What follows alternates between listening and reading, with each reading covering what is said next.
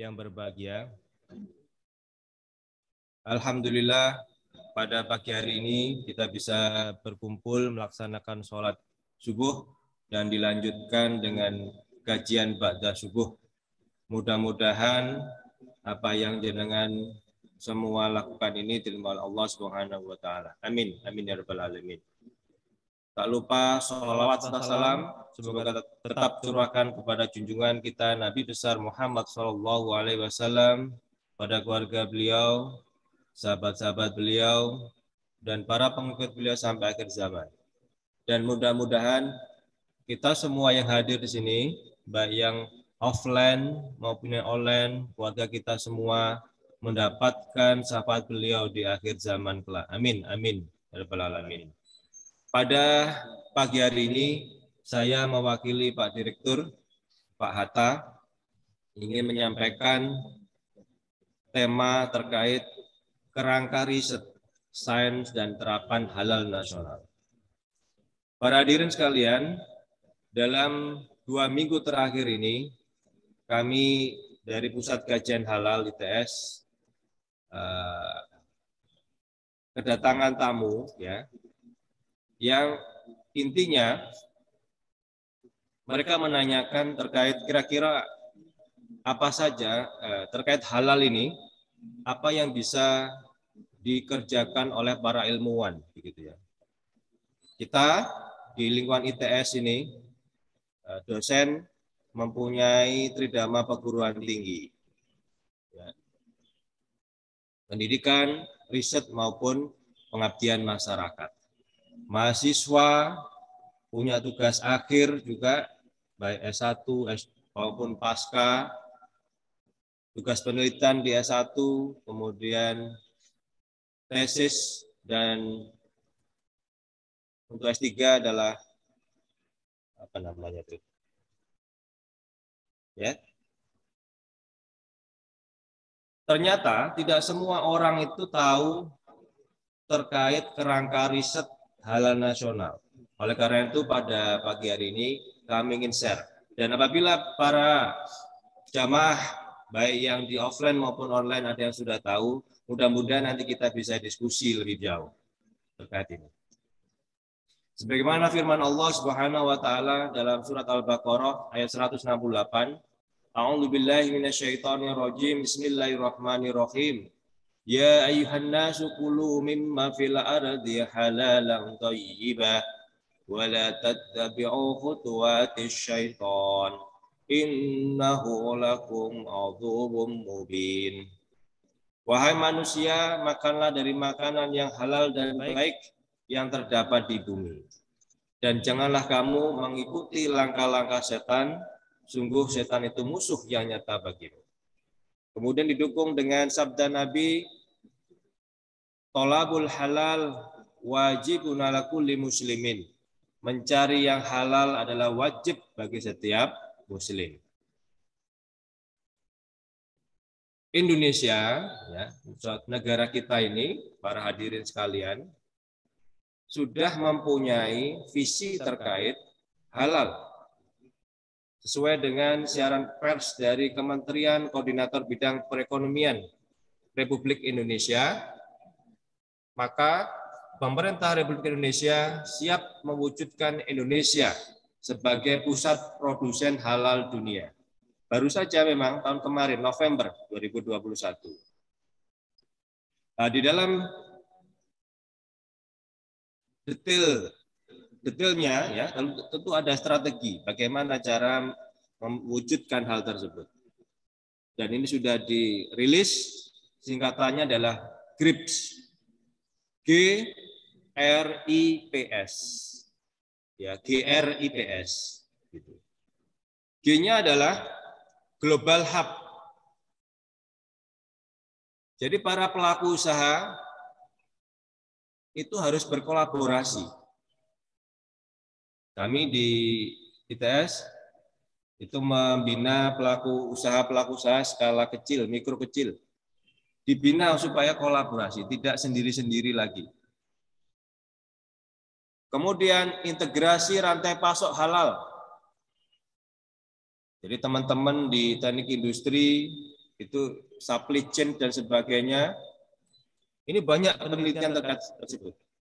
Dan juga sertifikasi halal yang diakui dunia. Para hadirin sekalian, sertifikasi halal ini tidak hanya berlaku di Indonesia, tapi ini ada di dunia. Ya, kenapa ini kami tekankan di sini? Karena ada anggapan kalau hanya berlaku di Indonesia, padahal Indonesia itu mayoritas adalah umat Islam, sekitar 90%, gitulah. Ngapain ngurus sertifikat halal? Kebanyakan ngurusin sedikit saja. Tapi kalau kita lihat secara dunia, umat Islam di dunia itu cuma sedikit, sekitar 20%. Jadi sudah benar ini, ngurusi yang sedikit saja ini. Dan ini tidak hanya berlaku di Indonesia, sertifikat halal itu. Seluruh dunia. Yang berikutnya adalah National and Global Traceability System. Dan perlu diingat para hadirin sekalian, untuk mendapatkan sertifikasi halal itu bukan melalui uji lab. Bukan satu-satu utama uji lab. Nah, misalkan begini, ini air, begitu ya. Kemudian supaya ini dapat halal, kemudian ini saya analisa ke lab. Kalau air kan nggak mungkin ada babinya, misalkan begitu ya. Biasanya adalah etanol alkoholnya. Nah ini saya uji ke lab pakai GC, oh ternyata ada alkoholnya apa tidak. Kalau ada alkohol berarti haram. Bukan seperti itu. Karena itu bisa menimbulkan perspektif yang lain. Apakah benar etanol itu haram?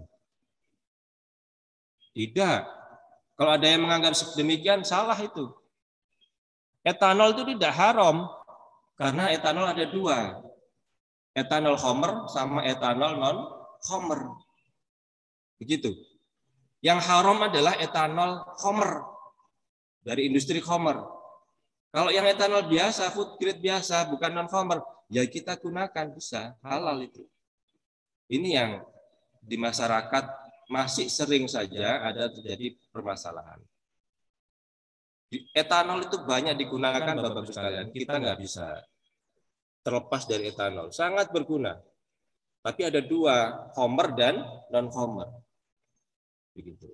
Jadi kami menghimbau kepada para pelaku industri untuk memproduksi etanol yang non-homer. Karena dibutuhkan di banyak pihak. Di obat-obatan, di kosmetik, di makanan, membutuhkan itu. Pertanyaannya, apakah etanolnya itu berbeda? Kalau homer itu nanti etanolnya molekulnya lari-lari begitu karena mabuk, bukan demikian, sama. Ya. Apa yang membedakan? Jadi kalau etanol homer itu diproduksi dari pabrik homer. Pabriknya itu memproduksi homer. Ya. Kemudian hasil prosesnya homer ini dimurnikan lebih lanjut, etanol murni dijual sendiri, tapi dia tetap jual homer, itu namanya etanol homer. Tapi kalau sejak awal dia tidak menjual homer, maka dia termasuk etanol yang non homer. Begitu nggih? Jadi ini adalah National and Global Traceability System. Ini harus dipahami semuanya. Yang R berikutnya, huruf kedua, Research and Regulation. Bapak Ibu sekalian, para yang di perguruan tinggi maupun badan-badan riset ya. Di sini adalah Research and Development, non-halal replacement. Gitu ya. Laboratory Services. Jadi banyak sekarang lab-lab yang menyediakan fasilitas untuk mengidentifikasi halal. Saat ini untuk ujinya ini yang paling menjadikan standar ya adalah PCR, DNA, dan itu mahal. Oleh karena itu banyak penelitian-penelitian yang lain ya. Pak saya ini jurusannya fisika. Halal itu bukannya untuk makanan ya.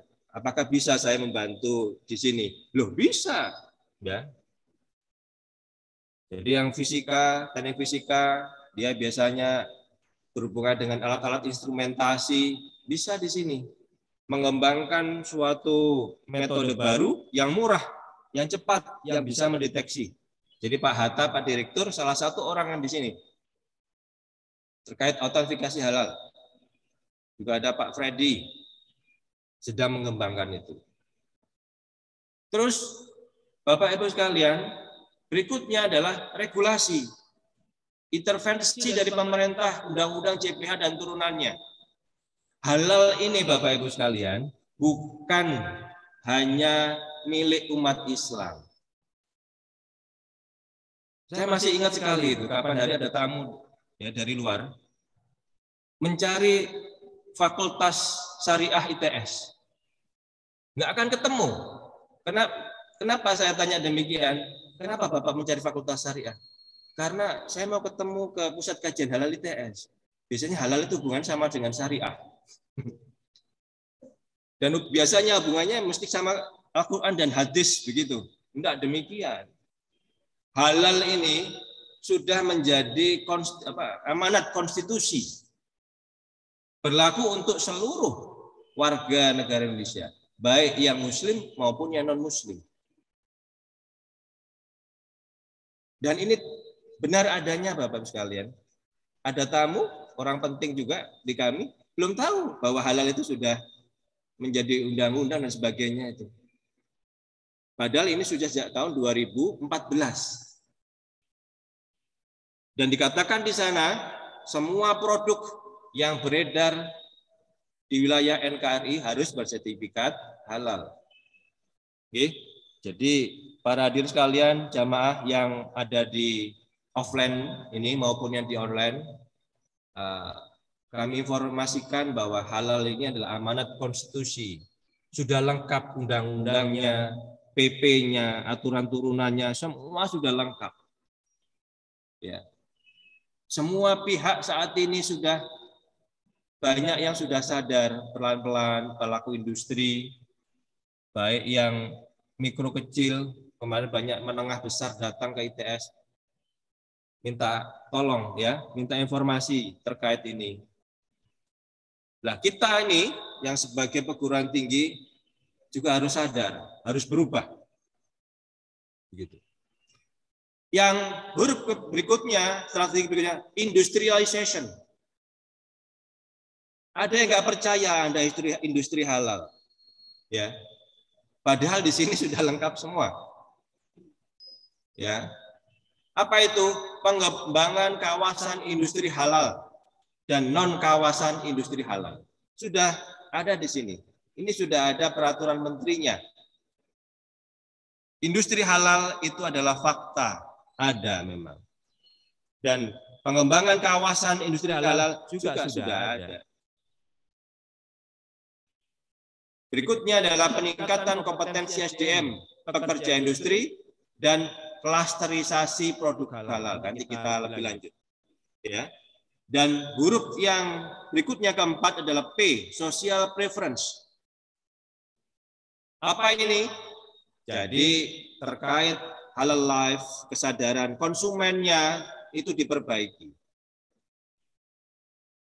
Kalau Pak namanya ayam ya mesti halal lah. Begitu. Mana ada daging ayam itu haram? Loh, pernyataan seperti ini nih, benar apa tidak? Ya ada benarnya juga, karena selama ini kita berada di mayoritas Muslim, daging ayam ya halal, begitu. Tapi bagaimana dengan penyembelihannya? Bisa jadi haram. Ayam tiren mati kemarin itu haram, jadi bangkai, begitu. Ya, jadi tidak selalu daging ayam pasti halal. Nah ini awareness seperti ini itu perlu Bapak Ibu sekalian. Tadi yang sebutkan tadi terkait alkohol, ya etanol juga demikian. Tapi jangan juga menjadi sangat kritik terlalu berlebihan. Semua etanol diharamkan. Parfum ada etanolnya haram, semuanya haram. Gitu. Padahal ada dua, etanolnya itu ada etanol homer dan non homer. Dan di sini memang ada perbedaan mazhab. Ada yang mengatakan kalau homer itu nggak najis, ada. Tapi ada yang mengatakan najis. Nggak tahu nggih? Jadi di dalam fikih memang ada perbedaan. Dan di fatwa MUI dikatakan bahwa khamar itu najis. Oleh karena itu, jika kena baju kena yang lain, maka ya harus dibersihkan dulu. Tapi kalau misalkan ada yang berpendapat tidak demikian, ya enggak apa-apa. Sama-sama benar. Yang berikutnya adalah S. Menciptakan UMKM usaha berkualitas unggul yang dapat menghasilkan produk halal berstandar internasional dan keberlangsungan usaha dengan keuangan syariah. Apa yang dimaksud di sini? Digitalisasi, Bapak Ibu sekalian, pembiayaan dan pembinaan. Oke, pembinaan. Kalau kita turun, saya ini pengalaman juga turun ke lapangan, mendampingi pelaku usaha mikro kecil, ini perlu memang pemerintah turun tangan. Kalau nggak begitu, mereka bisa tutup, ya. Dan mikro kecil ini pahlawan, Pak. Kenapa demikian? Pelaku usaha di Indonesia ini 64 juta. Dan komposisi dari mikro kecil itu 99,9%. Ngerti nggih? Jadi mikro kecil ini memang dianak-emaskan untuk saat ini. Karena terbukti tangguh selama pandemi apapun dia tangguh. Menyelamatkan ekonomi bangsa. Kalau ada kemarin yang juga ke saya juga, beliau dari menengah besar. Kok mahal sekali ya ngurus halal yang menengah besar ini? Kok nggak seperti yang mikro kecil itu? Begitu loh. Ya, begitu. Memang ada perbedaan saat ini, Pak. Yang mikro kecil itu bisa gratis. Kalau bayar pun murah. Tapi kalau menengah besar itu mahal sekali. Jadi kayak gendong indit, namanya apa Pak Mas Yuri ya? Saling gendong indit gitu, ya, membantu begitu.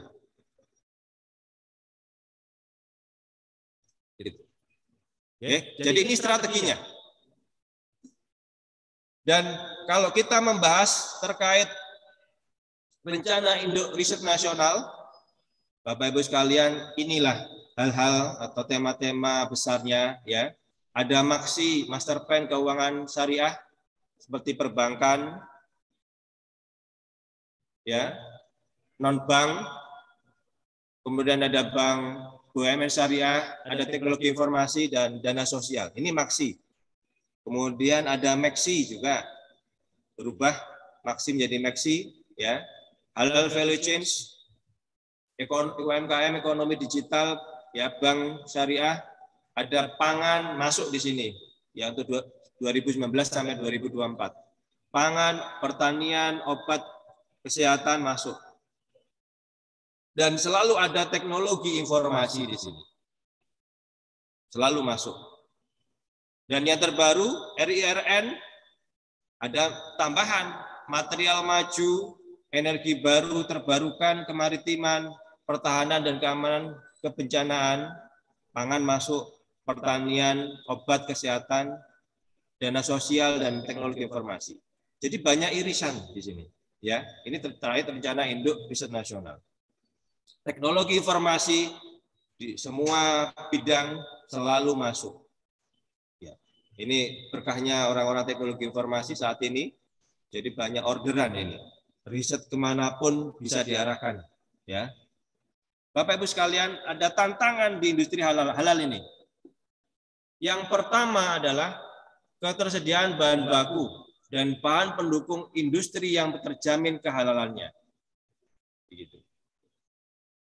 Tantangannya di sini. Saya mau buat obat halal, tapi bahan bakunya impor semua. Ya, etanolnya impor dan sebagainya. Padahal etanol ada dua, non-khomer sama khomer. Terus bagaimana itu? Nah ini tugasnya, ini tantangannya. Tantangan berikutnya adalah peningkatan kualitas sistem autentifikasi halal. Tadi untuk melihat bahwa di sini ada alkoholnya apa enggak, pakai GC mahal. Kemudian di daging ada DNA babinya, itu bagaimana, pakai PCR, itu mahal Mas Ian. Itu tantangannya di sana. Jangan sampai halal ini identik dengan yang serba mahal. Oke, itu. Yang ketiga adalah pengembangan ekosistem ekonomi syariah secara umum. Kita lanjut. Lah, kalau kita melihat apa sih ekosistem syariahnya, ekonomi syariah Indonesia ini, kita bisa lihat di sini Bapak Ibu sekalian. Ya. Bisnis konsepnya di sini. Ada demand pasar global maupun domestik, ya. Pasar internasional maupun dalam negeri. Supply-nya di sini ada commercial finance, keuangan, social finance seperti dana-dana sosial gitu ya. Kemudian ada komunitas, ada industri halal di sini. Industri halal fakta adanya ya. Itu meliputi kawasan industri, laboratorium, pelabuhan dan lain-lain, mempunyai infrastruktur seperti ini. Apa saja infrastrukturnya? Ya ini. Pangan, makanan, dan minuman. Itu termasuk di industri halal. Kemudian fashion.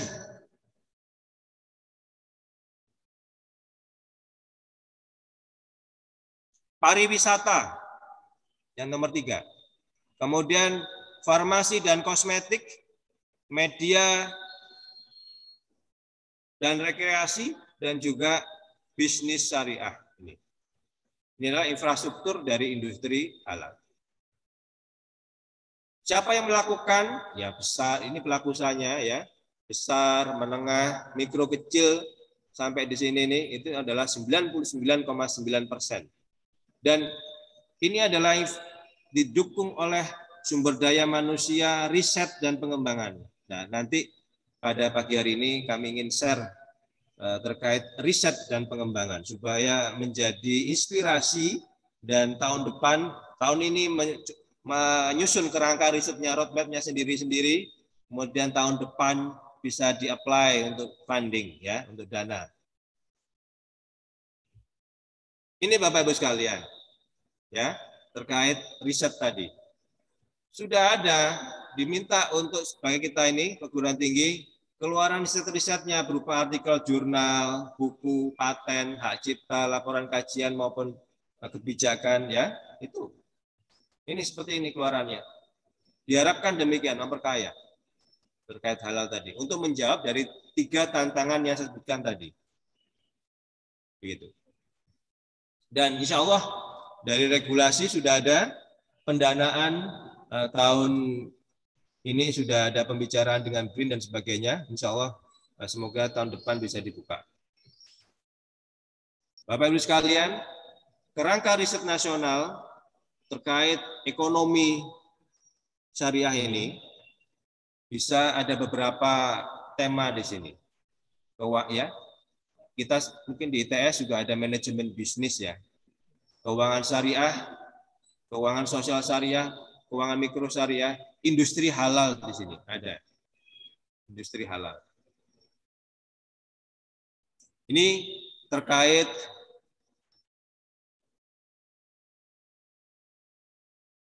judulnya enggak kelihatan. Keuangan syariah ya ini. Jadi teman-teman yang mau meneliti ya tema-temanya ini ada semuanya Bapak sekalian. Sudah lengkap, dikasih kisi-kisi. Semoga menjadikan inspirasi. Ya. Kemudian ada yang meneliti terkait sosial syariah juga ada ini. Tentang zakat dan wakaf ya.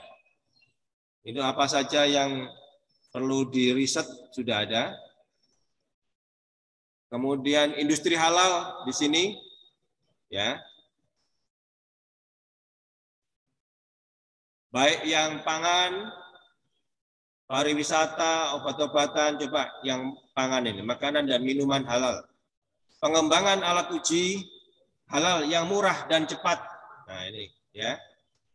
Kemudian kajian terkait sertifikasi halal, optimalisasi industri makanan, minuman halal, optimalisasi industri pangan halal. Kemudian marketplace ya, pengembangan inovasi sektor pangan halal. Nah, pengembangan dan inovasi produk-produk halal. masuk di sini, Pak. Kemarin 2 minggu yang lalu kami menceritakan terkait kopi luwak, ya kan? Kopi luwak itu kopi yang bercampur dengan eeknya luwak. Jadi ada titik kritis di sana terkait fesesnya luwak itu najis, dan luwak sendiri itu sebetulnya kan haram, Pak. Nggak bisa kita makan kan? Nah, di industri saat ini terkait pengembangan produk halal ini, itu Pak, dikembangkan bagaimana kalau reaktornya itu bukan di lambungnya luwak, tapi di luar, di sebuah tabung begitu. Itu sudah ada. Ya. Jadi apa saja meneliti kira-kira supaya rasanya enak kayak gitu, mikroorganisme apa saja yang ikut terlibat, diteliti Pak, diisolasi begitu, kemudian diaplikasikan. Itu termasuk produk-produk riset terkait pengembangan produk halal. Ya, dan jangan dikira halal ini tidak melek teknologi. Aplikasi teknologi 4.0 di pangan halal juga demikian ada. Gitu. Obat kosmetika di sini. Pengembangan industri bahan baku domestik halal, farmasi dan kosmetik halal. Nah, ini ITS saat ini kan buka farmasi, ya. Farmasi. Mudah-mudahan nanti ada di roadmap-nya para dosen-dosen yang bergabung di industri farmasi itu di sini mengambil sini juga terkait pengembangan industri bahan baku. Bahan baku obat kosmetik menurut data yang kami terima itu 90% ke atas itu impor, Pak. Kita nggak bisa mandiri. Jadi saat ini mulai tahun 2021 ya, itu ada pemberlakuan jaminan produk halal itu ya, sudah mulai berlaku untuk non pangan termasuk bahan obat ini. Ada pengetatan. Yang masuk harus halal gitu ya. Dan di dalam negeri diminta untuk mengembangkan sendiri industrinya, bahan bakunya. Domestik menggunakan bahan-bahan yang ada di Indonesia. Ini penelitian luar biasa. Jadi sangat salut sekali ITS sudah menanggapi isu ini dengan mendirikan farmasi. Ya. Pengembangan obat-obatan tradisional dan suplemen herbal halal. Optimalisasi industri farmasi, industri kosmetik halal. Sudah Pak. Ada nih, ada industri. Oh berarti ada industri yang non halal. Ya ada memang. Ya, industri farmasi dan kosmetik halal. Di sini katakan. Berarti ada yang non halal. Gitu. Memang benar ada yang non halal. Kita sebagai konsumen harus jeli di sana. Begitu. Kemudian, nah ini pariwisata ramah Muslim. Ini juga rame. Apa maksudnya Pak? Pariwisata ramah Muslim ini. Apakah masuknya harus pisah perempuan dan laki? Kemudian semuanya harus pakai baju koko, sarungan begitu. Ya, coba kita bisa lihat di sini. Namanya di sini adalah pengembangan pariwisata ramah Muslim yang berkelanjutan. Artinya, kalau Muslim datang ke sana, tidak kesulitan untuk mendapatkan makanan minuman halal. Tidak kesulitan untuk beribadah. Begitu, Pak. Selama di sana itu susah untuk mendapatkan makan halal, susah untuk beribadah, ya berarti bukan ramah Muslim. Dan ini teman-teman yang bergerak di sini untuk mencoba riset-riset terkait ini, ya. Pengembangan desa wisata halal dan desa berbudaya lingkungan syariah. Optimalisasi industri pariwisata ramah Muslim. Oke. Jadi key poinnya pariwisata yang ramah Muslim. Jangan sampai salah paham. Ada yang sangat berlebihan tadi dalam menerangkannya pariwisata syariah itu. Ya harus pisah dan sebagainya. Ya nggak bisa lah Pak, gitu ya. Nggak bisa. Itu yang berlebihan cara menerangkannya. Berikutnya adalah bisnis dan manajemen di sini. Ya. Di sini katakan strategi pengembangan bisnis syariah di masa pandemi. Ya, ini teman-teman bisnis. Ya, semoga bisa mengembangkan ini. Pengembangan konsep dan praktik wirausaha dan manajemen syariah. Dan tidak hanya di sini saja, ada tema-tema industri halal lainnya di sini. Kontribusi industri halal terhadap pencapaian tujuan pembangunan berkelanjutan SDG di Indonesia dan sebagainya. Semoga ini bisa memberikan insight kepada para hadirin sekalian untuk berpartisipasi dalam industri halal ini. Nah, di sini Bapak Ibu sekalian, ya, terkait sains, tiga tantangan tadi dibagi menjadi sains, biasanya ilmu dasar, riset dasar, dan riset terapan. Riset dasarnya bahan substitusi non halal itu termasuk di sini. Apa saja? Nah, ini ya, saya percepat kurang 2 menit, yaitu terkait industri emulsi. Ini masih banyak kritis. Industri gelatin,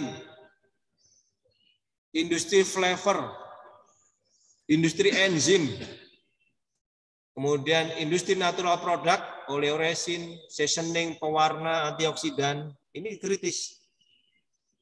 Ini utama ini, riset-riset utama untuk mencari substitusinya yang halal. Jadi ada seperti ini 1 sampai 10, ini berarti kebanyakan non halal. Memang benar. Oleh karena itu menjadi tema riset, substitusi bahan non halal. Penguat rasa, pemanis, kemudian turunan dari palm oil, anti buih, anti kempal, humektan, pelapis Pak, pelapisnya ini, waxnya harus halal. Kosmetik dan obat masuk di sini. Ya, salut sekali lagi untuk ITS yang sudah ada farmasi dan bentar lagi ada teknologi kedokteran, ya, begitu. Kemudian tema riset and product analysis. Jadi yang saat ini ada, ini adalah sampai 9 ini, ya. Ini autentikasi halalnya dan produknya. Jadi diminta bagaimana untuk menciptakan yang murah, begitu. Dan juga traceability, bagaimana supply chain-nya, bagaimana. Jadi sekarang itu Bapak Ibu sekalian ada penelitian, kalau ini ada barcode-nya, kemudian diklik begitu, itu di dalam komputer sudah terrecord ya, bahan bakunya mana-mana itu bisa. Ada penelitian seperti itu. Tentunya kalau bagi masyarakat awam menyulitkan itu ya begitu. Tapi kalau dari sisi produksi nggak ada masalah kan, begitu. Untuk riset dan sebagainya. Baik, Bapak Ibu sekalian, karena waktunya sudah habis, saya kira demikian yang bisa saya sampaikan pada hari ini. Intinya ya, ini sudah bukan hanya kalau ada yang ngomong industri halal berarti sama ngomong Quran dan hadis tok Pak. Enggak ya. Ini adalah amanat konstitusi. Dalam amanat konstitusi sudah jelas. Standarnya juga sudah jelas, masuk SNI, Standar Nasional Indonesia yang terbaru. Persyaratan pangan halal definisinya apa saja ada di sana. Begitu. Jadi Bapak Ibu sekalian, kalau misalkan dalam forum yang heterogen, sungkan untuk menyampaikan hadis Quran begitu, sampaikan saja yang SNI-nya tadi, konstitusinya tadi. Enggak ada masalah. Ini harus disosialisasikan, nggak perlu ketakutan, a priori begitu nggak perlu, ya. SNI-nya sudah ada, saya kira itu, dan sebagai saran bagi yang awam begitu untuk bisa partisipasi di dalam industri halal ini, pilihlah mulai sekarang produk-produk yang ada logo halalnya, sudah gitu saja. Kalau saya ditanya orang-orang, wes paling enak itu ya. Kalau beli apa-apa dilihat ada logo halalnya sudah, berarti kita sudah ikut kontribusi di sini. Ini adalah standar aman ya untuk ketahanan pangan, tujuannya screening produk-produk impor yang tidak jelas, dan ini untuk membantu ekonomi kita. Peluang bisnis ini untuk meningkatkan daya saing, meningkatkan kepercayaan, dan nanti bisa ekspor. Karena visi kita negara Indonesia adalah untuk merebut tadi sebagai produsen produk halal dunia, tidak hanya lokal, begitu. Demikian yang bisa saya sampaikan. Langsung tutup nih. Kita akhiri dengan pembacaan doa. A'udzubillahi minasyaitonirrajim. Bismillahirrahmanirrahim. Alhamdulillahirabbil alamin. Hamda syakirin, hamda na'imin, hamda yu'afini kafi majidah. Ya Rabbana lakal hamdu kama yanbaghi li jalali sultanik. Allahumma shalli ala sayyidina Muhammad wa ala ali sayyidina Muhammad. Allahumma ighfir lana wa li walidina jami'il muslimin wal muslimat wal mu'minin wal mu'minat innaka 'ala kulli syai'in qadir. Allahumma inna nas'aluka salamatan fid din. Barakatan rizqi muslimin wal muslimat rizqi wa rahmatan qabla al-maut wa rahmatan indal maut wa maghfiratan ba'dal maut. Allahumma habina laina fi sakaratil maut wa najatan minan nar wa faidatis Rabbana la tuzigh qulubana ba'da idh hadaitana wa hab lana min ladunka rahmah innaka antal wahhab. Rabbana atina fid dunya hasanah wa fil akhirati hasanah wa qina adzabannar. Subhanaka rabbika rabbil izzati amma yasifun wassalamun alal mursalin walhamdulillahi rabbil alamin. Al-Fatihah.